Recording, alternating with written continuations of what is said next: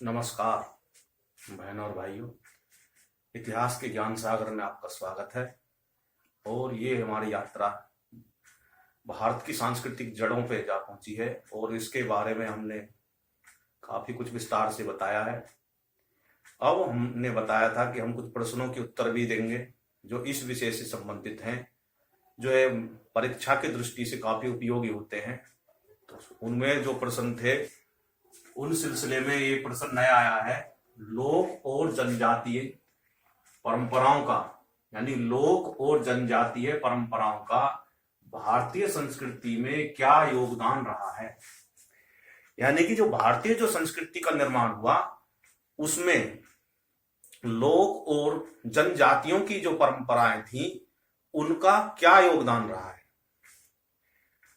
मैंने पहले बताया था कि भारत में 705 से ज्यादा जनजातियां हैं और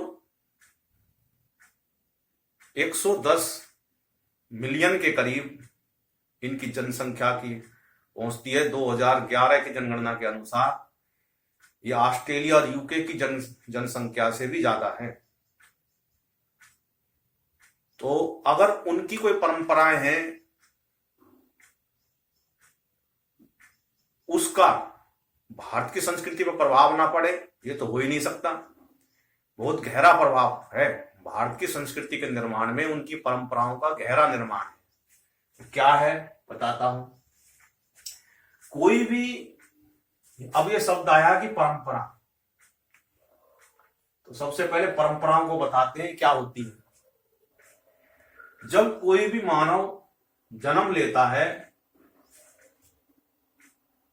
तो वह एक अपना कोई नया ढंग लेके पैदा होता है, कोई नए ढंग का काम करता है, तो उसी कोई कर्म कहते हैं। कोई भी ढंग उसका है, वो उसका कर्म है और उस कर्मों से ही वो अपनी जिंदगी में ज्ञान सीखता है। कभी उसके कार्य खराब हो जाता है, कभी ठीक हो जाता है, तो उसके तजर्बे ऐसे ही आ जाते हैं तो उसको ज्ञान प्राप्त हो जाता है। वो ज्ञान पीढ़ी दर पीढ़ी वो अगले बच्चे से बताता है कि भाई ऐसे ऐसे है, और उस ज्ञान से वो जो कार्य करता है कि भाई इस काम से करेंगे तो बिल्कुल सही रहेगा, वो परंपरा बन जाती है। उस परंपरा से विरासत बनती है और ये विरासत जो है पीढ़ीगत विषय है, पीढ़ी से पीढ़ियों से चली आ रही जो है वो विषय है। अब वो परंपरा जो है कुछ भी हो सकती है। अब भारत की संस्कृति के निर्माण में परंपराएं क्या होती हैं कि भाई हमें किसके सामने सर झुकाना चाहिए, किसको प्रणाम करना चाहिए, किसका सम्मान करना चाहिए, किसका एहसान मानना चाहिए। हमने हमारे इस जीवन में उत्सव जो आते हैं उन कैसे मनाते हैं, क्या करते हैं, क्या खाते हैं, कैसे हम सर्दियों के कपड़े पहनते हैं, कैसे गर्मियों के हैं, क्या हमारा भोजन है, क्या हमारा स्वस्थ की जीवन शैली है, क्या हमारी मार्शल आर्ट है, कैसे हम अपनी रक्षा करते हैं, किस प्रकार से जो है हम संसार में उठते बैठते हैं, कैसे हम विवाह करते हैं, कैसे शादियां करते हैं। ये सभी परंपरागत विषय हैं जो एक ने शुरू करे, उनके पिताजी ने अपने बच्चे से बताए, उनसे अगली पीढ़ी दर पीढ़ी आए और ये परंपरा बन गई कि भाई हमारे में तो ऐसे ही हो। एक तो है परंपरा, दूसरी होती है प्रथा। प्रथा क्या चीज है? प्रथा है कि भाई कोई नया कार्य कोई करता है और उसने शुरुआत कर दी, उसकी देखा देखी दूसरे ने कर दी। ये नहीं देखा कि मेरे लिए सूट करती है नहीं करती, और उसकी देखा देखी तीसरे ने कर दी। इस प्रकार से समाज में वो बात फैलती चलेगी, वो बन गई प्रथा। प्रथा में लॉजिक नहीं होता, बस सामने से कोई चीज आई और मान ली, प्रथा बन गई। धीरे धीरे इस प्रकार से चलन चल गया, कोई यूं नहीं देखा कि भाई इसका कोई लॉजिक भी है। जैसे अब आज के समय में दहेज की प्रथा चली हुई है, तो भाई इसका कोई लॉजिक थोड़ी है, किसी ने शुरुआत करी होगी इसकी। ये परंपरा से तो नहीं चली आ रही, परंपरा से तो पीढ़ी दर पीढ़ी आगे तक चलती आ रही है। अब हम इसी समाज में रह रहे हैं, कोई दहेज भी नहीं लेता। तो उनकी परंपरा क्या ये नहीं थी कि प्रथा से हम ले रहे हैं। ऐसे ही रिश्वतखोरी, घूसखोरी, ये परंपरा थोड़ी है। कौन बड़ा बूढ़ा कहता है कि तुम्हें घूस ली है, लेकिन प्रथा है, लेते हैं। तो इस प्रकार से प्रथा में ये नहीं देखा जाता कि भाई क्या सही है क्या गलत है, बस चल रहा है तो हम भी कर लेते हैं। तो इस प्रकार से ये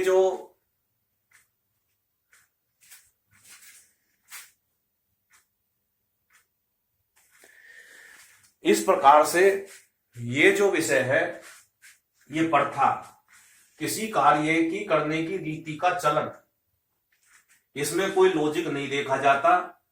और इसमें ये विधि सम्मत भी हो सकती है और गैर कानूनी भी हो सकती है।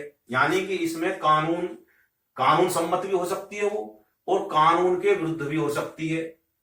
और कोई अपना सुखाधिकार मान लेता है कि भाई हमारा तो जिंदगी इससे बड़ी सुविधाजनक हो रही है, तो वो उसको सुखाधिकार कहते हैं। जो किसी को आने जाने में किसी चीज से किसी को सुविधा मिलती है तो उसको सुखाधिकार कहते हैं।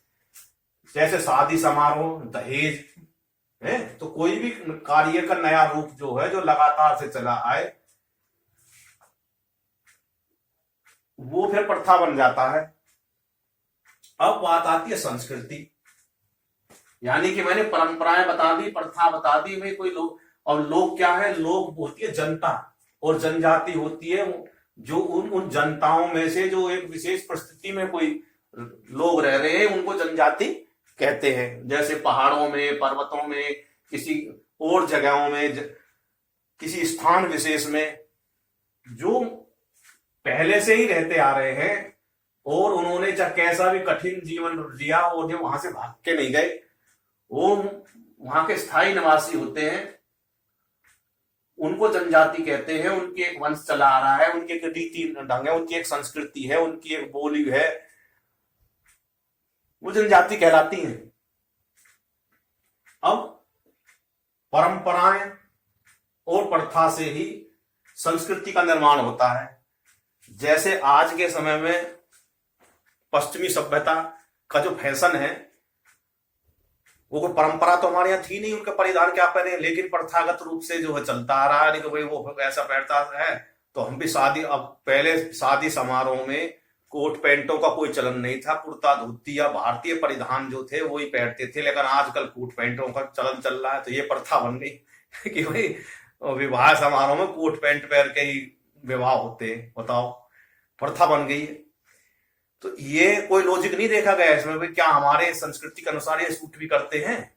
नहीं, हम तो कोई नई चीज लेके आएंगे। तो इस प्रकार से वो प्रथा जो है वो संस्कृति का निर्माण करती हैं। दैनिक कार्यों, खान पान, किसी से मान सम्मान करना, ये दैनिक कार्य होते हैं। कैसे हम कोई उठते बैठते हैं, कहाँ पे हम कोई काम किस प्रकार से करते हैं, इनकी संस्कृति का निर्माण इन्हीं से होता है। कोई उत्सव है, कोई तीज त्योहार है, उसका जो स्वरूप है उससे भी संस्कृति का निर्माण होता है। और ईश्वर भगवान में हम किस देवता में हमारी आस्था है, कैसे हम उसकी उपासना करें, कैसे मनाएं, कैसे हमारी मनोकामना पूरी हो। और प्रकृति से जुड़ा, प्रकृति से ही सारा संसार चल रहा है, और उस प्रकृति से हम किस प्रकार से जुड़े, उसका विस्तार किस प्रकार से हो, तो उसके विस्तार उसमें जो है ये संस्कृति का, ये परंपराएं जो हैं, अब वो जो लोग और जनजाति में जो परंपराएं ही कि भाई हमें अपनी प्रकृति को नुकसान नहीं पहुंचाना है और एक दूसरे के साथ रह के सामूहिक रूप से कार्य करना है। इस प्रकार से ये हमारी भारतीय संस्कृति की जो वसुंधैव कुटुंबकम की जो आगे संसार के लिए वैश्विक दर्शन दिया, उसको बढ़ाने में बहुत योगदान है इनका, जनजातियों का और लोग का,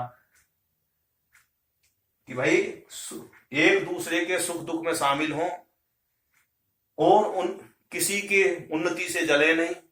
ये सब जनजातियों का है, उनमें एक मुखिया होता है और पूरा जो वहां का जो स्थान होता है उनकी सबकी सामूहिक संपत्ति होती है। यानी कि सामूहिक सोच का निर्माण होता है, एकता का निर्माण होता है। और ये भारत की संस्कृति के में काफी योगदान देता है। यानी कि उसकी उन्नति में ये परंपराएं और लोग जो हैं ये उसको बढ़ाती रहती है। नित्य नए नई बातें की परंपराएं उससे चलती आ रही है। परंपराओं में से कुछ प्रथाओं में से परंपराएं बन जाती है और उसी से ही आगे संस्कृति का निर्माण होता है। यानी कि ये हमारी ये जो बातें हैं ये विस्तार करती हैं भारतीय संस्कृति का। इस प्रकार से बहुत मजबूत भारतीय संस्कृति को मजबूत करने में ये जो है लोक और आपकी जनजातीय जो परंपराएं हैं वो काफी महत्वपूर्ण भूमिका निभाती हैं। तो इसमें ज्यादा कुछ इतना ही विषय था कि भाई क्योंकि इसी से ही हमारा वैदिक दर्शन जो है बौद्ध दर्शन निकला इन्हीं परंपराओं से। तो ये जो है जनजातीय परंपराएं ऐसी कई तरीके के लोक देवता हमारे सामने प्रकट हुए हैं। तो इनसे हमारी भारतीय संस्कृति मजबूती होती है। तो इस वीडियो में इतना ही, अगले वीडियो में कुछ और विषय लेके आएंगे। तब तक का आप इंतजार करें। बहुत बहुत धन्यवाद। भारत माता की जय। जय हिंद। वंदे मातरम।